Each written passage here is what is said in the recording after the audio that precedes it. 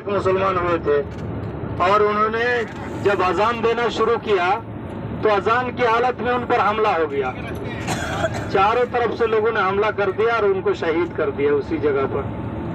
تو یہ طائف شہر ہے. اور اس کے بعد جب اللہ کے رسول صلی اللہ علیہ وسلم نے مکہ فتح کیا، مکہ فتح کرنے کے بعد 8 ہجری میں پھر اسی جنگ طائف اس کے بعد ہے. یہاں پھر لوگوں کے پاس آئے اور لوگوں پر پھر اسلام کی دعوت پیش کی. کچھ لوگ مارے گئے صحابہ کرام میں سے بھی، اور کچھ یہاں کے باشندگان جو کفار تھے پھر انہوں نے اسلام قبول کیا. سن 8 ہجری میں غزوہ طائف یہ تاریخ کے صفحات میں درج ہے.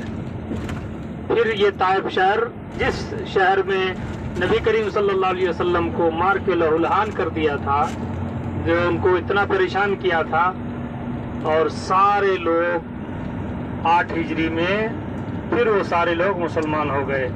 تو نبی صلی اللہ علیہ وسلم نے کہا تھا کہ اس کی نسل سے کچھ لوگ پیدا ہوں گے جو ہماری دعوت کو قبول کریں گے، لا الہ الا اللہ محمد رسول اللہ کے قائل بنیں گے، شرک کے خلاف وہ لوگ آئیں گے، توحید کو اختیار کریں گے. اور اس چیز کو اللہ کے رسول صلی اللہ علیہ وسلم نے اپنے آنکھوں سے ہی دیکھ لیا. اگر پہاڑوں کے بیچ میں روند کر ان کو برباد کر دیا ہوتا تو دوبارہ پھر نبی کریم صلی اللہ علیہ وسلم ان کو کلمہ پڑھانے کے لیے نہیں پہنچ پاتے. تو بہرحال وہ لوگ بھی مسلمان ہو گئے. آج یہ طائف شہر جہاں مشہور ہے کہ یہاں فروٹ وغیرہ بہت پیدا ہوتے ہیں، انار پیدا ہوتا ہے، انگور پیدا ہوتا ہے، اور جب پورے مملکے میں گرمی ہوتی ہے تو گرمی کے موسم میں بہت سارے لوگ یہاں، بہت ساری کمپنیاں، بہت ساری سرکاری دفتر یہاں منتقل ہو جاتا ہے، یہاں کام کرتا ہے. اور یہاں کا موسم اس وقت معتدل ہوتا ہے، ٹھیک ٹھاک ہوتا ہے. ابھی تو ٹھنڈ ہے، جنوری کی ٹھنڈ. دوسری جگہوں پر بھی تھوڑی تھوڑی ٹھنڈ ہے ہی، مدینے میں کافی ٹھنڈ ہے.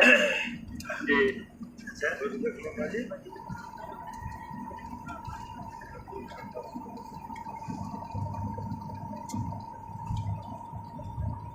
جس وقت نبی کریم صلی اللہ علیہ وسلم آئے تھے دوبارہ 8 ہجری کو، جس کو غزوہ طائف کہتے ہیں، اس وقت آپ نے سنا کہ جب پہلی بار دعوت دینے کے لیے آئے تو ان کے ساتھ صرف اسامہ بن زید بن حارثہ تھے. زید بن حارثہ ایک آدمی کو ساتھ لے کر آئے تھے. لیکن جب یہاں لشکر لے کر آئے فتح مکہ کے بعد، ان کے ساتھ 12,000 لوگ تھے.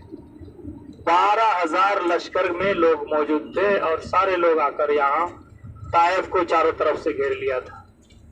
لہذا آج آپ کی تعداد اگر کہیں کم ہے اور آپ حق بات بول رہے ہیں تو لوگ سننے والے نہیں ہوتے ہیں. لیکن جب آپ کی تعداد اب آپ حق پر ہیں تو دھیرے دھیرے آپ کی تعداد بڑھتی جائے گی، اور سننے والے بھی آپ کا ساتھ دیں گے اور آپ کی بات کو ماننے کے لیے مجبور ہوں گے.